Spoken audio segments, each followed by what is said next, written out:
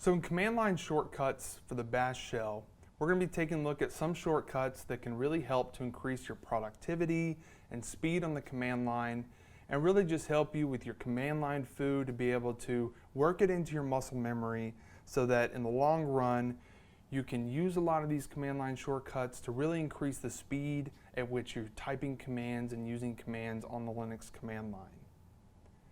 So let's take a look at some of those shortcuts now. So the first one that we're going to look at is related to the Bash history that we were talking about a minute ago. If we look at our Bash history here, we can see that the last three commands executed were ls-tach-la, and then clear, and then history. Now if we hit up arrow, we can see that the last command, well, let's run that again, history.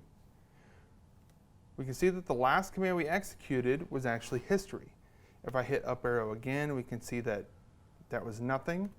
Up arrow again, we can see it was clear, then ls-tach-la, then ls-tach-l, you get the picture.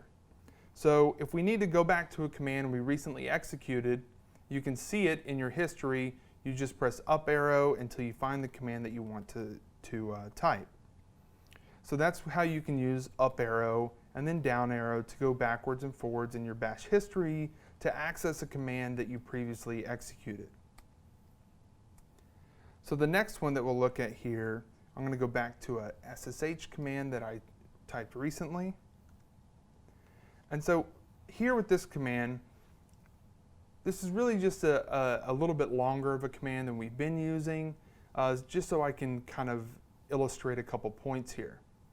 This command just SSHs into a remote host and runs the ls-tach-l command within the user's home directory. Now, in this case, we're just SSHing to localhost, but you could be SSHing to a remote host. So say we wanted to change this command ls-tach-l. Well, instead of holding the left arrow or holding the right arrow to move our cursor right and left all the way down, that takes several seconds to happen. And there's some shortcuts that can make that a lot easier if you get in the habit of using them. So the first one is if we press Control E, it automatically will move our cursor to the very end of the command line. Now, say we wanted to change something on the very beginning, we could press Control A, and that will go to the beginning of the command line. So we can use Control E and Control A to quickly shift from the beginning to the end of the command line. Something else that we can do, for instance, say we wanted to change who we were SSHing to, but we wanted to keep the same command and options. Here, we can press Control K, and what that does is it deletes everything from the cursor to the end of the line. If we go back to that previous command, oops.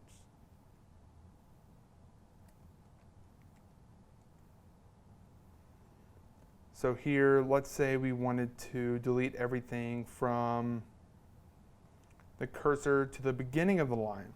If we press Control U, that would delete everything from the cursor to the beginning of the line.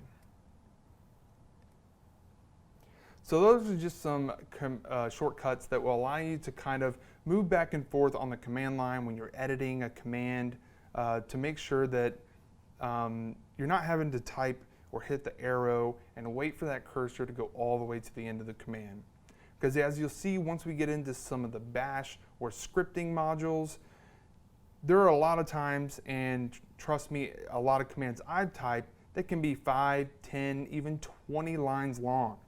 And so to have to sit there and move your cursor all the way to the end of the command is very time consuming, and knowing those shortcuts will really help. The last thing that we'll talk about with shortcuts is tab. And this is one of the most important things, and if you ask anyone who's experienced with Linux, watching someone who's inexperienced on Linux not use tab completion is a lot of people's really big pet peeves, because it saves so much time in having to type things and gets rid of having to deal with typos on the command line. And it's just such a great tool that there's no reason not to use it. So get used to using tab completion as soon as you can. And the way that this works essentially is, for instance, say I wanted to do an ls of /etc, so I could just type E and hit tab. It's the only directory that starts with E, so it auto-completes it. Next, say I wanted to go into the sysconfig directory. If I hit tab once and it doesn't auto-complete, that means that there is more than one directory that starts with S. So if I hit tab again, what you'll notice is it basically automatically does a listing or an ls of all the directories that start with S. So then we can type the next letter that further identifies what it is we're wanting to do an ls of. In this case, I'm wanting to look at sysconfig. So I'm going to type sys, tab. It didn't autocomplete, so now we know that there's more than one directory that starts with sys. So I double tab.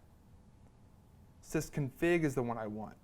I type co and hit tab and it autocompletes. Next, if I type net, tab, tab, we see there's 3 different things that start with net. I want to go into network, so I type a W, hit tab. It autocompletes. Do a tac, tab. It autocompletes. Now we're at the end, and I want to access a file in here, but I don't know what it's called. If I hit double tab, I can see all the files that are inside the directory. So from here I can do an IF, CFG, and then E to auto-tab it. And that's how we can kind of move around on the command line a lot quicker using tab completion. This also works with some commands like, for instance, systemctl, tab. That lists all the different options or arguments that you can use with the systemctl command. Now that doesn't work with every command, but there's a lot of different commands where it will work on, especially a lot of the new commands that are related to systemd. And that about sums up most of the command line shortcuts that you need to be familiar with in this course.